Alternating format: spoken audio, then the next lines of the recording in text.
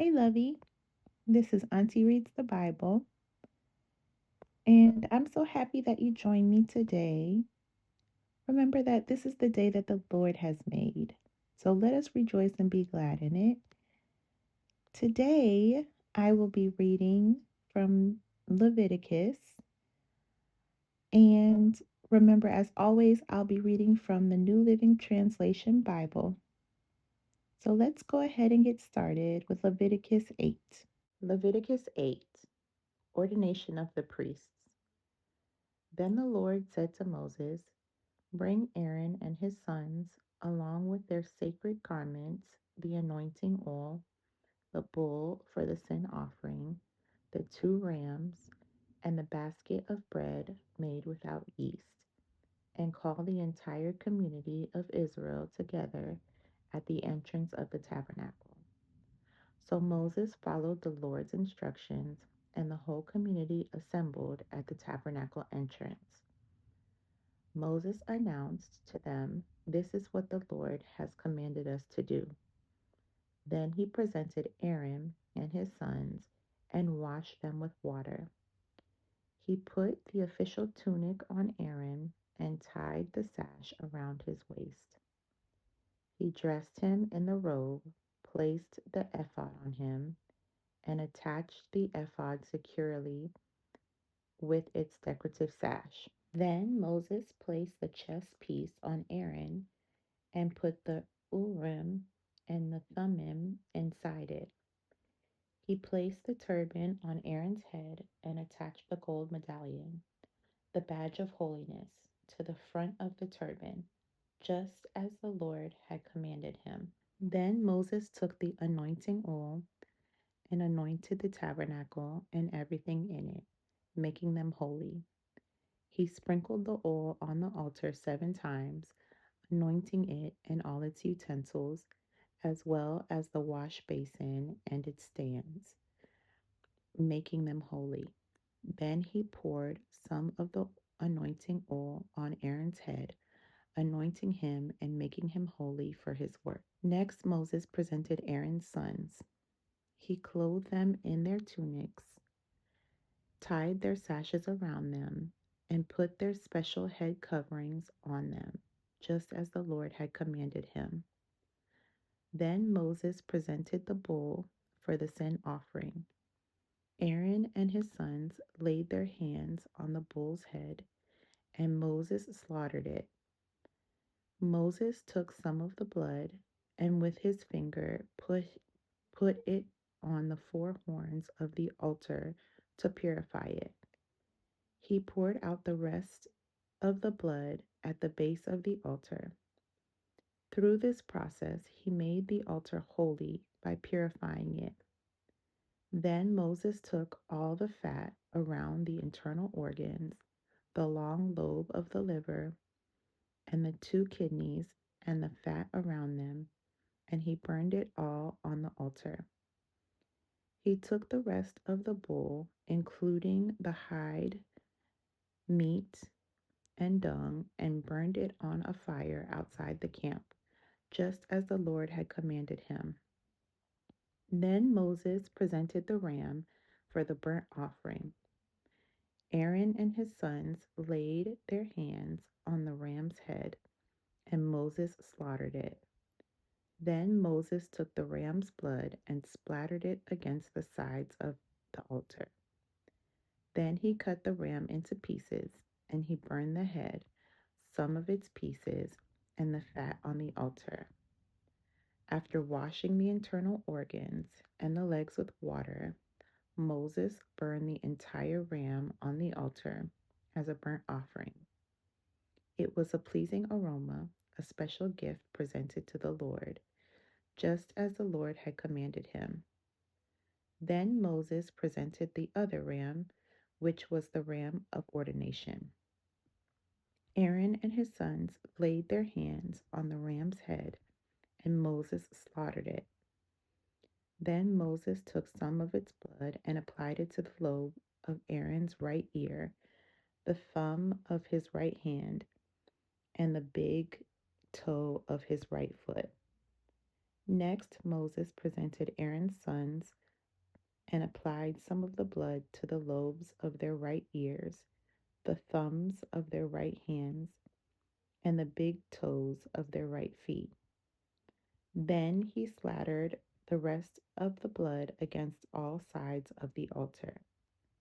Next, Moses took the fat, including the fat of the broad tail, the fat around the internal organs, the long lobe of the liver, and the two kidneys, and the fat around them, along with the right thigh.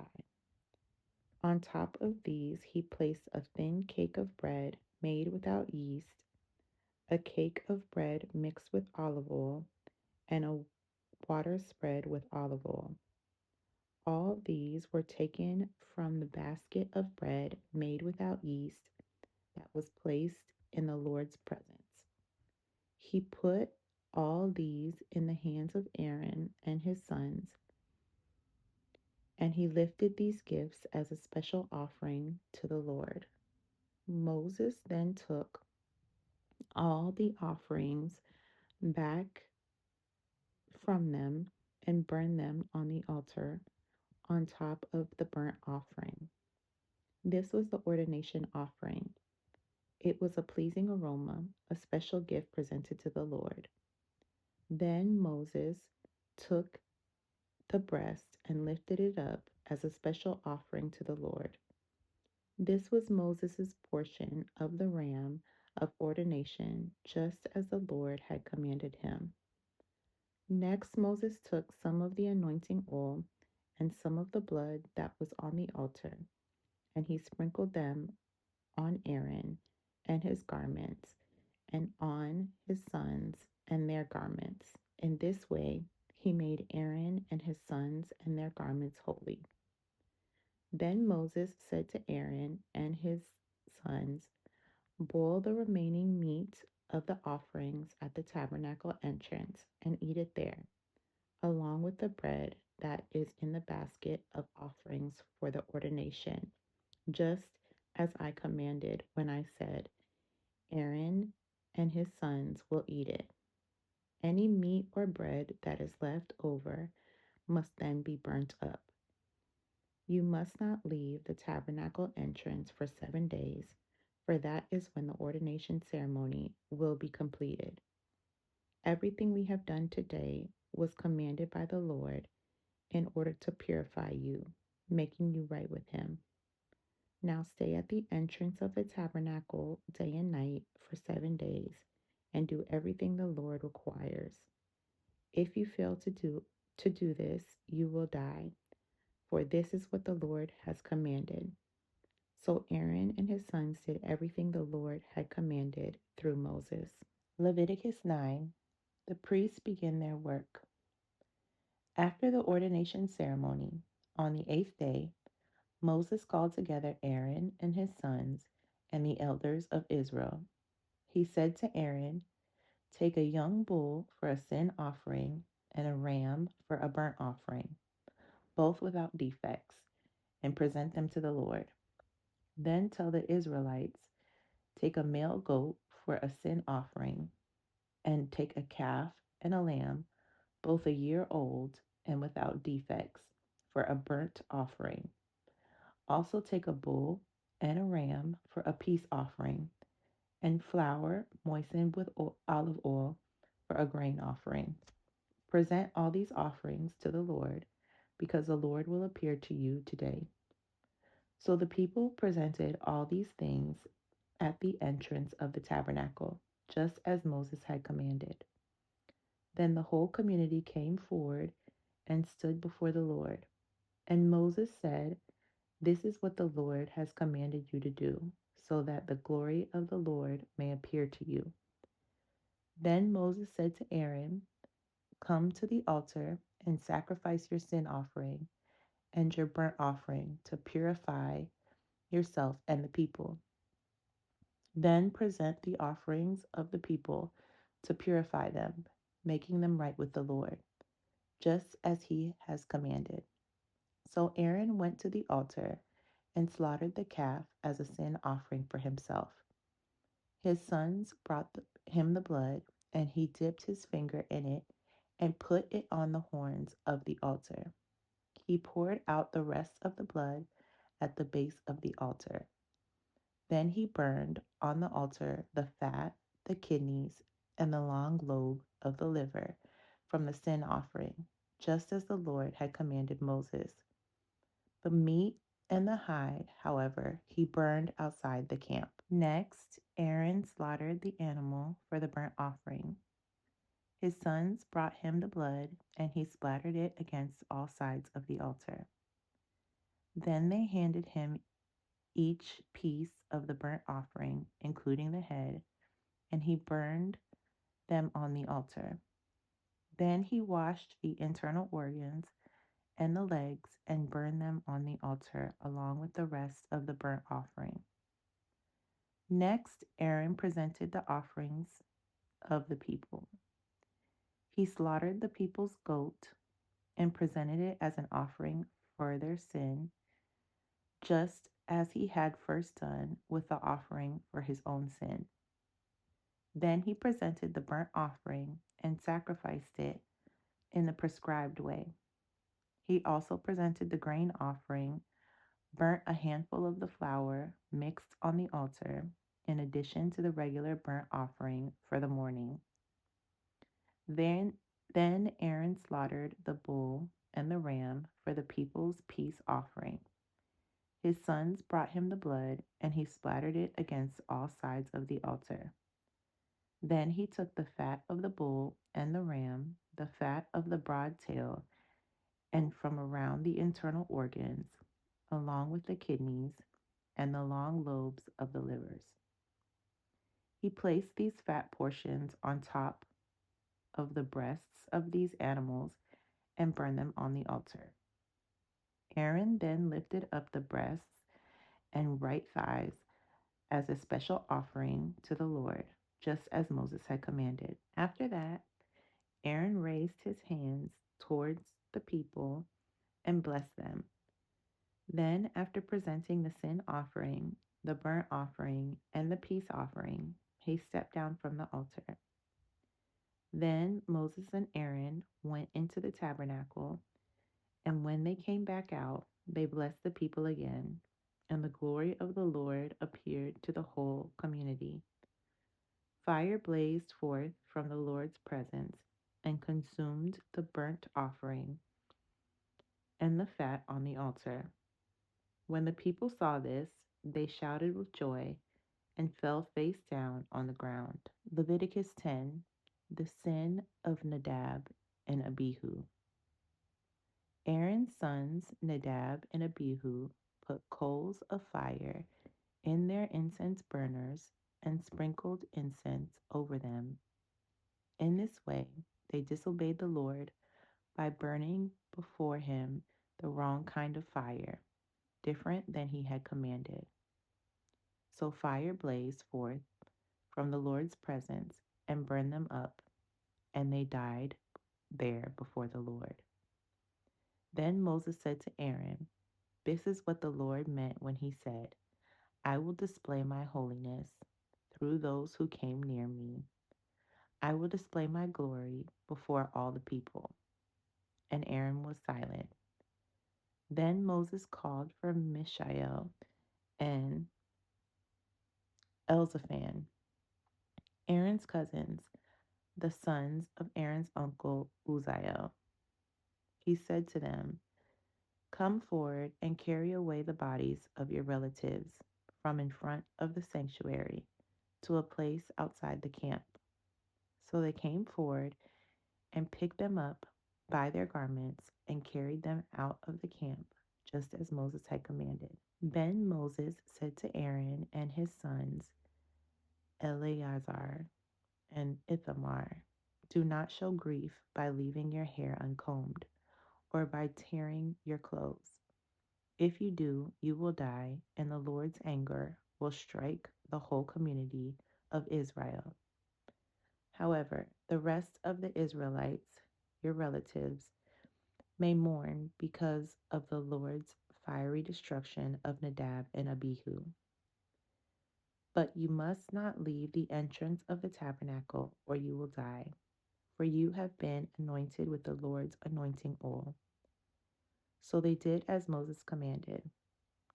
Instructions for priestly conduct. Then the Lord said to Aaron, "You and your descendants must never drink wine or any other alcoholic drink before going into the tabernacle. If you do, you will die. This is a permanent law for you, and it must be observed from generation to generation. You must distinguish between what is sacred and what is common, between what is ceremonially unclean and what is clean. And you must teach the Israelites all the decrees that the Lord has given them through Moses." Then Moses said to Aaron and his remaining sons, Eleazar and Ithamar, "Take what is left of the grain offering after a portion has been presented as a special gift to the Lord, and eat it beside the altar. Make sure it contains no yeast, for it is most holy. You must eat it in a sacred place, for it has been given to you and your descendants as your portion of the special gifts presented to the Lord. These are the commandments I have been given. But the breast and thigh that were lifted up as a special offering may be eaten in any place that is ceremonially clean. These parts have been given to you and your descendants as your portion of the peace offerings presented by the people of Israel. You must lift up the thigh and breast as a special offering to the Lord, along with the fat of the special gifts. These parts will belong to you and your descendants as your permanent right, just as the Lord has commanded. Moses then asked them what happened to the goat of the sin offering. When he discovered it had been burned up, he became very angry with Eleazar and Ithamar, Aaron's remaining sons. "Why didn't you eat the sin offering in the sacred area?" he demanded. "It is a holy offering. The Lord has given it to you to remove the guilt of the community and to purify the people, making them right with the Lord. Since the animal's blood was not brought into the holy place, you should have eaten the meat in the sacred area as I ordered you." Then Aaron answered Moses, "Today my sons presented both their sin offering and their burnt offering to the Lord, and yet this tragedy has happened to me. If I had eaten the people's sin offering on such a tragic day as this, would the Lord have been pleased?" And when Moses heard this, he was satisfied.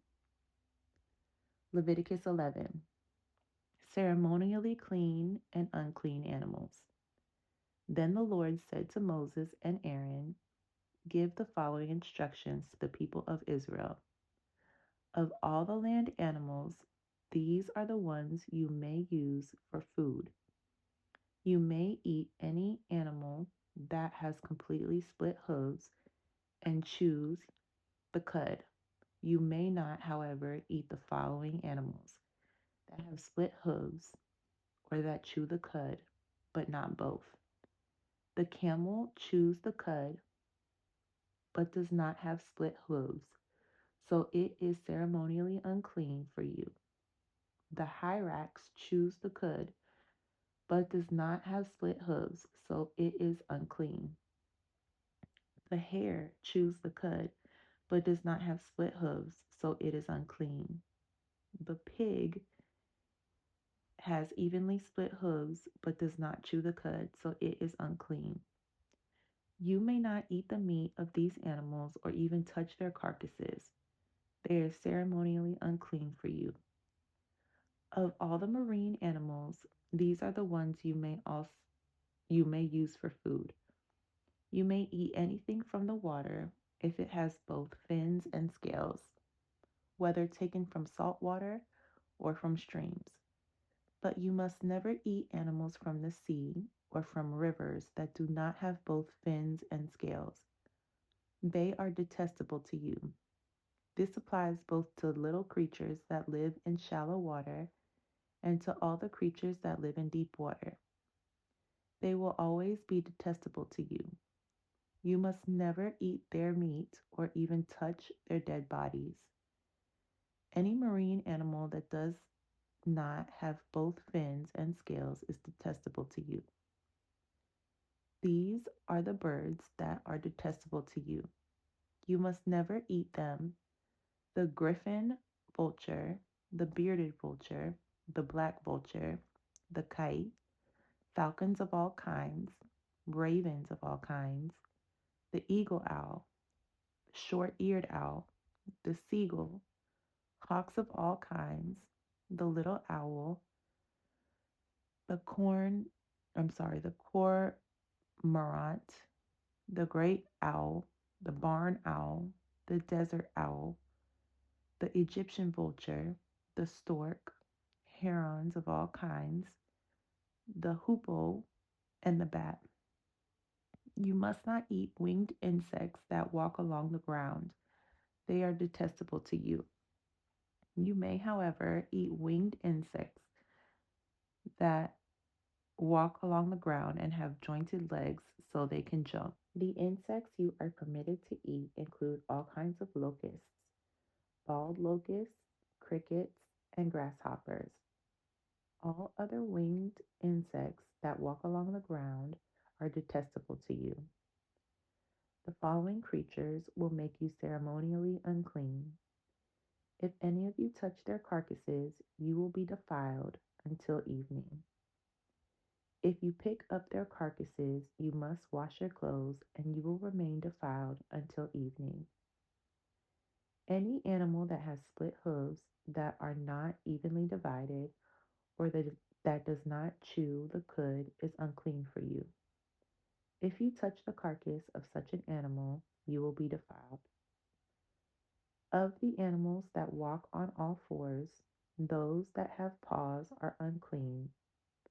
If you touch the carcass of such an animal, you will be defiled until evening. If you pick up its carcass, you must wash your clothes, and you will remain defiled until evening.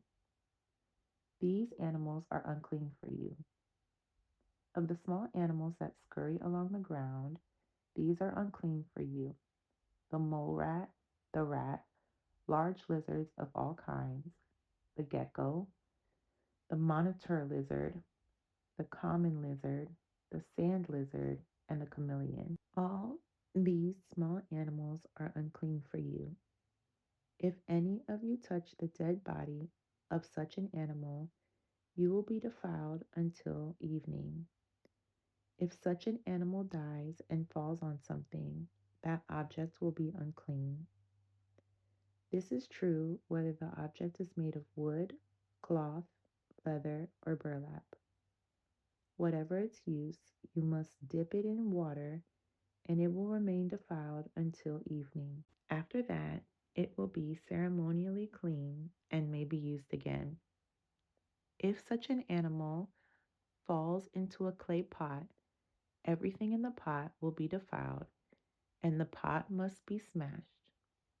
If the water from such a container spills on any food, the food will be defiled, and any beverage in such a container will be defiled. Any object on which the carcass of such an animal falls will be defiled. If it is an oven or hearth, it must be destroyed, for it is defiled. You must treat it accordingly. However, if the carcass of such an animal falls into a spring or a cistern, the water will still be clean, but anyone who touches the carcass will be defiled. If the carcass falls on seed grain to be planted in the field, the seed will still be considered clean. But if the seed is wet when the carcass falls on it, the seed will be defiled. If an animal you are permitted to eat dies and you touch its carcass, you will be defiled until evening. If you eat any of its meat or carry away its carcass, you must wash your clothes, and you will remain defiled until evening. All small animals that scurry along the ground are detestable, and you must never eat them.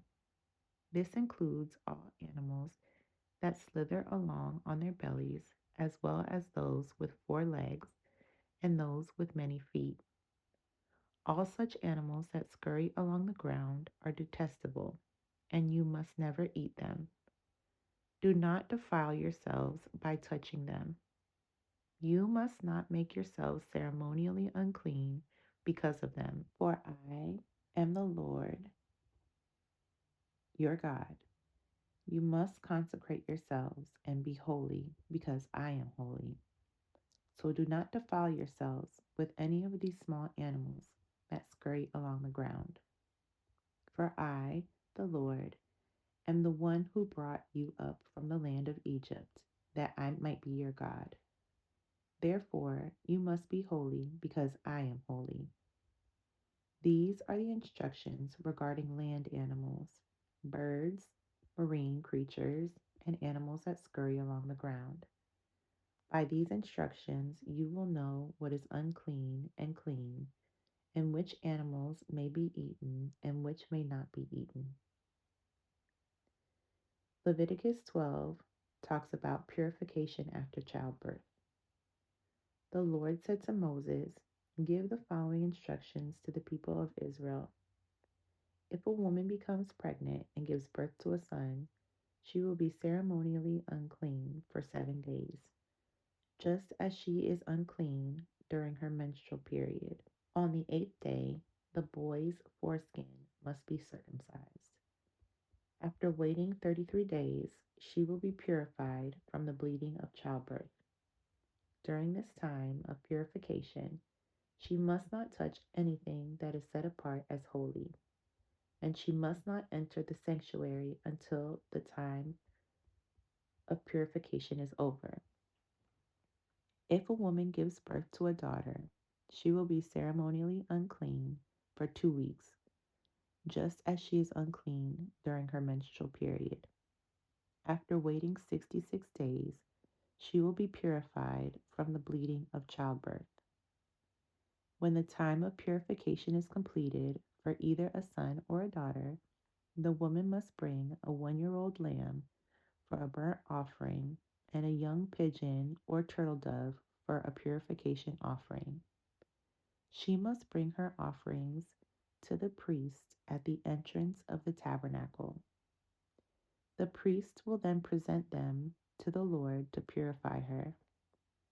Then she will be ceremonially clean again after her bleeding at childbirth. These are the instructions for a woman after the birth of a son or daughter. If a woman cannot afford to bring a lamb, she must bring 2 turtle doves or 2 young pigeons.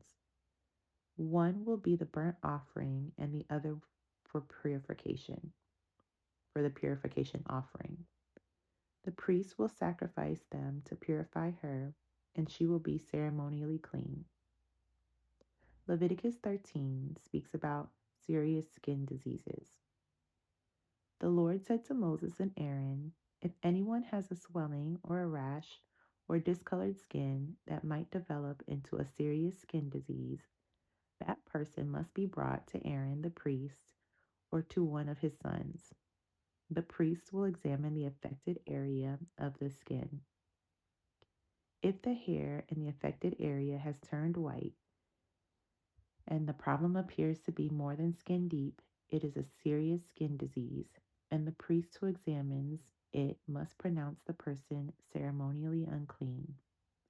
But if the affected area of the skin is only a white discoloration and does not appear to be more than skin deep, and if the hair on the spot has not turned white, the priest will quarantine the person for 7 days. On the 7th day, the priest will make another examination. If he finds the affected area has not changed and the problem has not spread on the skin, the priest will quarantine the person for 7 more days. On the seventh day, the priest will make another examination. If he finds the affected area has faded and has not spread, the priest will pronounce the person ceremonially clean.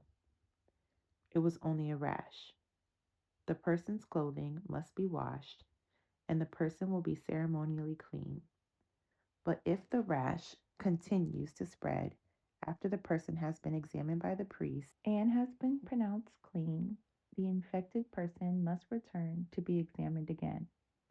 If the priest finds that the rash has spread, he must pronounce the person ceremonially unclean, for it is indeed a skin disease. Anytime who, Anyone who develops a serious skin disease must go to the priest for an examination. If the priest finds a white swelling on the skin and some hair on the spot has turned white, and there is an open sore in the affected area, it is a chronic skin disease, and the priest must pronounce the person ceremonially unclean. In such cases, the person need not be quarantined, for it is obvious that the skin is defiled by the disease. Now, suppose the disease has spread all over the person's skin, covering the body from head to foot. When the priest examines the infected person and finds that the disease covers the entire body, he will pronounce the person ceremonially clean. Since the skin has turned completely white, the person is clean. But if any sores appear, the infected person will be pronounced ceremonially unclean. The priest must make this pronouncement as soon as he sees an open sore, since open sores indicate the presence of a skin disease. However, if the open sores heal and turn white like the rest of the skin, the person must return to the priest for another examination. If the affected areas have indeed turned white, the priest will then pronounce the person ceremonially clean by declaring, "You are clean." If anyone has a boil on the skin that has started to heal, but a white swelling or a reddish white spot develops in its place, that person must go to the priest and be examined. If the priest examines it and finds it to be more than skin deep, and if the hair in the affected area has turned white, the priest must pronounce the person ceremonially unclean. The boil has become a serious skin disease. But if the priest finds no white hair on the affected area and the problem appears to be no more than skin deep and has faded, the priest must quarantine the person for 7 days. If during that time the affected area spreads on the skin, the priest must pronounce the person ceremonially unclean because it is a serious disease.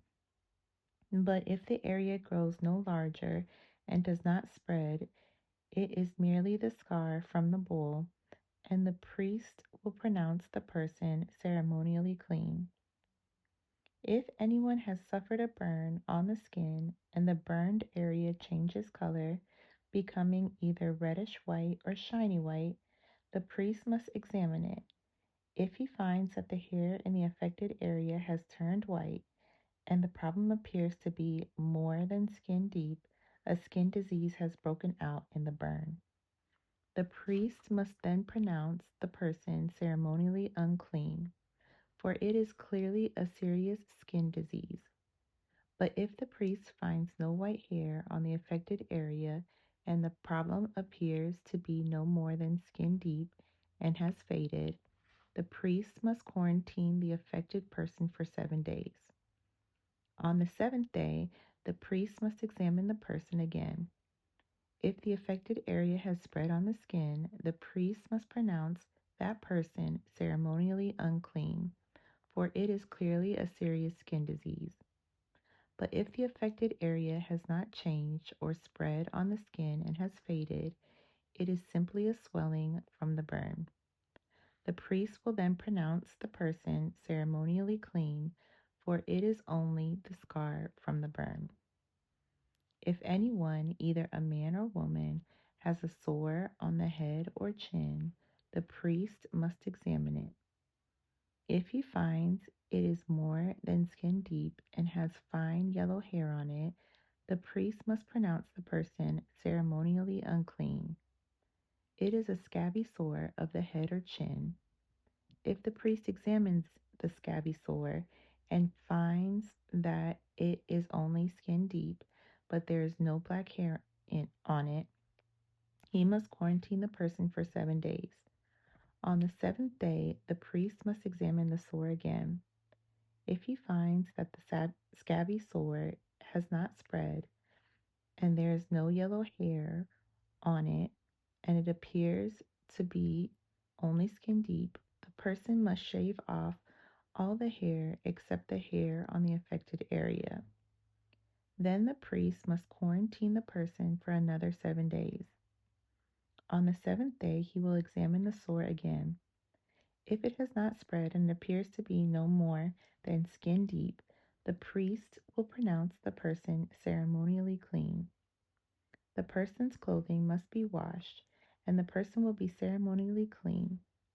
But if the scabby sore begins to spread after the person is pronounced clean, the priest must do another examination. If he finds that the sore has spread, the priest does not need to look for yellow hair. The infected person is ceremonially unclean. But if the color of the scabby sore does not change and black hair has grown on it, it has healed. The priest will then pronounce the person ceremonially clean. If anyone, either a man or a woman, has shiny white patches on the skin, the priest must examine the affected area.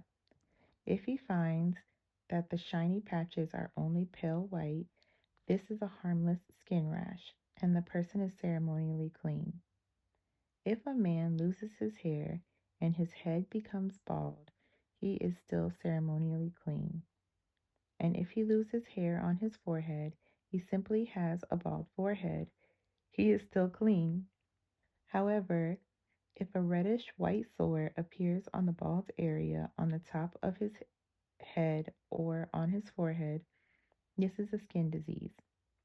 The priest must examine him, and if he finds swelling around the reddish white sore anywhere on the man's head and it looks like a skin disease, the man is indeed infected with a skin disease and is unclean.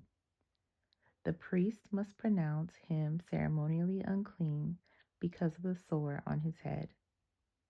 Those who suffer from a serious skin disease must tear their clothing and leave their hair uncombed. They must cover their mouth and call out, "Unclean, unclean." As long as the serious disease lasts, they will be ceremonially unclean. They must live in isolation in their place outside the camp. Treatment of contaminated clothing. Now suppose the mildew contaminates some woolen or linen clothing.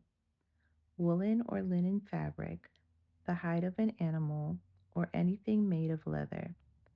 If the contaminated area in the clothing, the animal hide, the fabric, or the leather article has turned greenish or reddish, it is contaminated with mildew and must be shown to the priest. After examining the affected spot, the priest will put the article in quarantine for 7 days. On the seventh day, the priest must inspect it again. If the contaminated area has spread, the clothing or fabric or leather is clearly contaminated by a serious mildew and is ceremonially unclean. The priest must burn the item, the clothing, the woolen or linen fabric or piece of leather, for it has been contaminated by a serious mildew, and it must completely be destroyed by fire. But if the priest examines it and finds that the contaminated area has not spread in the clothing, the fabric, or the leather, the priest will order the object to be washed and then quarantined for 7 more days. Then the priest must examine the object again. If he finds that the contaminated area has not changed color after being washed, even if it did not spread, the object is defiled. It must be completely burned up, whether the contaminated spot is on the inside or outside. But if the priest examines it and finds that the contaminated area has faded after being washed, he must cut the spot from the clothing, the fabric, or the leather. If the spot later reappears on the clothing, the fabric, or the leather article, the mildew is clearly spreading, and the contaminated object must be burned up. But if the spot disappears from the clothing, the fabric, or the leather article after it has been washed, it must be washed again. Then it will be ceremonially clean. These are the instructions for dealing with mildew that contaminates woolen or linen clothing or fabric or anything made of leather. This is how the priest will determine whether these items are ceremonially clean or unclean. Leviticus 14, Cleansing from Skin Diseases. And then the Lord said to Moses, the following instructions are for those seeking ceremonial purification from a skin disease. Those who have been healed must be brought to the priest, who will examine them at a place outside the camp. If the priest finds that someone has been healed of a serious skin disease, he will perform a purification ceremony using 2 live birds that are ceremonially clean, a stick of cider, some scarlet yarn, and a hyssop branch. The priest will order that 1 bird be slaughtered over a clay pot filled with fresh water. He will take the live bird, the cedar stick, the scarlet yarn, and the hyssop branch, and dip them into the blood of the bird that was slaughtered over the fresh water. The priest will then sprinkle the blood and of the dead bird 7 times on the person being purified of the skin disease. When the priest has purified the person, he will release the live bird in the open field to fly away. The persons being purified must then wash their clothes, shave off all their hair, and bathe themselves in water. Then they will be ceremonially clean and may return to the camp. However, they must remain outside their tents for 7 days.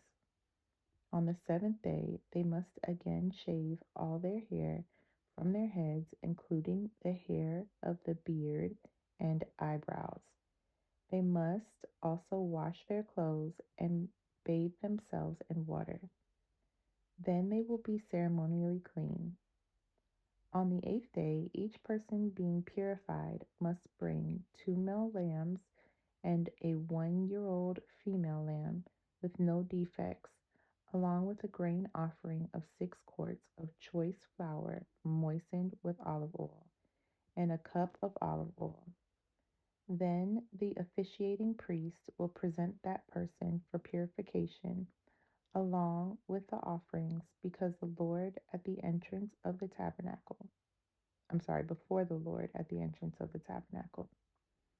The priest will take 1 of the male lambs and the olive oil and present them as a guilt offering, lifting them up as a special offering before the Lord. He will then slaughter the male lamb in the sacred area where sin offerings and burnt offerings are slaughtered. As with the sin offering, the guilt offering belongs to the priest. It is a most holy offering. The priest will then take some of the blood of the guilt offering and apply it to the lobe of the right ear, the thumb of the right hand, and the big toe of the right foot of the person being purified. Then the priest will pour some of the olive oil into the palm of his own left hand. He will dip his right finger into the oil in his palm and sprinkle some of it with his finger 7 times before the Lord. The priest will then apply some of the the oil in his palm over the blood from the guilt offering that is on the lobe of the right ear, the thumb of the right hand, and the big toe of the right foot of the person being purified. The priest will apply the oil remaining in his hand to the head of the persons being purified. Through this process, the priest will purify the person before the Lord. Then the priest must present the sin offering to purify the person who was cured of the skin disease.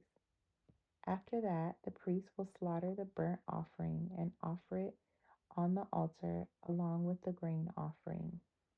Through this process, the priest will purify the person who was healed, and the person will be ceremonially clean. But anyone who is too poor or cannot afford these offerings may bring one male lamb for a guilt offering to be lifted up as a special offering for purification. The person must also bring 2 quarts of choice flour moistened with olive oil for the grain offering and a cup of olive oil. The offering must also include two turtle doves or 2 young pigeons, whichever the person can afford. One of the pair must be used for the sin offering and the other for a burnt offering. On the 8th day of the purification ceremony, the person being purified must bring the offerings to the priest in the Lord's presence at the entrance of the tabernacle. The priest will take the lamb for the guilt offering along with the olive oil and lift them up as a special offering to the Lord. Then the priest will slaughter the lamb for the guilt offering. He will take some of its blood and apply it to the lobe of the right ear, the thumb of the right hand, and the big toe of the right foot of the person being purified. The priest will also pour some of the olive oil into the palm of his own left hand. He will dip his right finger into the oil in his palm and sprinkle some of it 7 times before the Lord. The priest will then apply some of the oil in his palm over the blood from the guilt offering that is on the lobe of the right ear, the thumb of the right hand, and the big toe of the right foot of the person being purified. Then the priest will apply the oil remaining in his hand to the head of the person being purified. Through this process, the priest will purify the person before the Lord. Then the priest will offer the 2 turtle doves or the 2 young pigeons, whichever the person can afford. One of them is for a sin offering, and the other for a burnt offering to be presented along with the grain offering. Through this process, the priest will purify the person before the Lord. These are the instructions for purification for those who have recovered from a serious skin disease but who cannot afford to bring the offerings normally required for the ceremony of purification. Treatment of contaminated houses. Then the Lord said to Moses and Aaron, "When you arrive in Canaan, the land I am giving you as your own possession, I may contaminate some of the houses in your land with mildew. The owner of such a house must then go to the priest and say, 'It appears that my house has some kind of mildew.' Before the priest goes in to inspect the house, he must have the house emptied so nothing inside will be pronounced ceremonially unclean. Then the priest will go in and examine the mildew on the walls. If he finds greenish or reddish streaks, and the contamination appears to go deeper than the wall surface, the priest will step outside the door and put the house in quarantine for 7 days. On the 7th day, the priest must return for another inspection. If he finds that the mildew on the walls of the house has spread, the priest must order that the stones from those areas be removed. The contaminated material will then be taken outside the town to an area designated as ceremonially unclean. Next, the inside walls of the entire house must be scraped thoroughly, and the scrapings dumped in the unclean place outside the town. Other stones will be brought in to replace the ones that were removed, and the walls will be replastered. But if the mildew reappears after all the stones have been replaced and the house has been scraped and replastered, the priest must return and inspect the house again. If he finds that the mildew has spread, the are clearly contaminated with a serious mildew, and the house is defiled. It must be torn down, and all its stones, timbers, and plaster must be carried out of town to the place designated as ceremonially unclean. Those who enter the house during the period of quarantine will be ceremonially unclean until evening, and all who sleep or eat in the house must wash their clothing. But if the priest returns to his inspection and finds that the mildew has not reappeared in the house after the fresh plastering, he will pronounce it clean because the mildew is clearly gone. To purify the house, the priest must take two birds, a stick of cedar, some scarlet yarn, and a hyssop branch. He will slaughter one of the birds over a clay pot filled with fresh water. He will take the cedar stick, the hyssop branch, the scarlet yarn, and the live bird and dip them into the blood of the slaughtered bird and into the fresh water. Then he will sprinkle the house 7 times. When the priest has purified the house in exactly this way, he will release the live bird in the open fields outside the town. Through this process, the priest will purify the house and it will be ceremonially clean. These are the instructions for dealing with serious skin diseases, including scabby sores and mildew, whether on clothing or in a house, and a swelling of the skin, a rash, or discolored skin. This procedure will determine whether a person or object is ceremonially clean or unclean. These are the instructions regarding skin diseases and mildew. Leviticus 15 talks about bodily discharges. The Lord said to Moses and Aaron, "Give the following instructions to the people of Israel. Any man who has a bodily discharge is ceremonially unclean.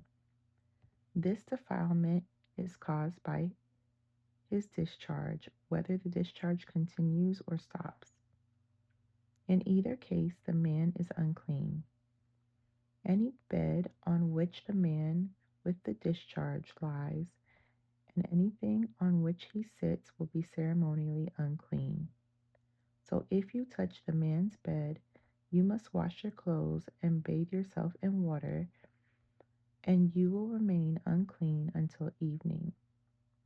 If you sit where the man with the discharge has sat, you must wash your clothes and bathe yourself in water, and you will remain unclean until evening. If you touch the man with the discharge, you must wash your clothes and bathe yourself in water, and you will remain unclean until evening. If the man spits on you, you must wash your clothes and bathe yourself in water, and you will remain unclean until evening. Any saddle blanket on which the man rides will be ceremonially unclean. If you touch anything that was under the man, you will be unclean until evening.